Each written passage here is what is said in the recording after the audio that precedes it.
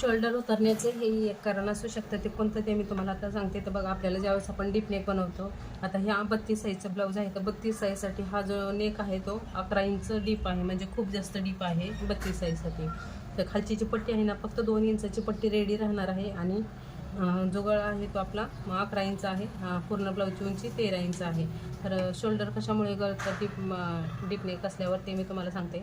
तर बघा, जेव्हा डीप नेक असतो त्यावेळेस आपण शोल्डर पट्टी आहे ना, गळारुंदी कमी घेतो.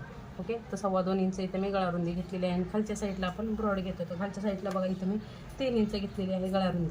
त्याच्यानंतर इथं गळ्याचं मार्किंग करून गळा कट करून घेतलेला आहे. तर बघा, आपण कट केल्याच्या नंतर ही जी क्रॉस लाईन असते ना, बघू शकता, ही लाईनमध्ये अशी तिरकी झालेली असते, म्हणजे इकडच्या साईडला वाढलेली असते. आणि हे जर आपण गळ्याच्या साईडला कट नाही केलं तर आपला शोल्डर 100% उतरतो. त्याच्यामुळे जेव्हा पण तुम्ही डीप नेकमध्ये नेक कटिंग कराल ना, त्यावेळेस आपल्याला गळ्याच्या साईडला बघा अशा प्रकारे 1.5 इंच उतार द्यायचा असतो, म्हणजे आपलं शोल्डर जे आहे ते अजिबात उतरत नाही. इथे बघा, अशा प्रकारे आपल्याला इथं कट करून घ्यायचं. इकडच्या साईडला आपल्याला अजिबात कट करायचं नाही, फक्त गळ्याच्या साईडला 1.5 इंच एवढंच कट करायचं, जास्त कट करायचं नाही. याच्यामुळे शोल्डर अजिबात उतरत नाहीत. अशा स्टेप जाणून घेण्यासाठी फॉलो नक्की करा. थँक्यू.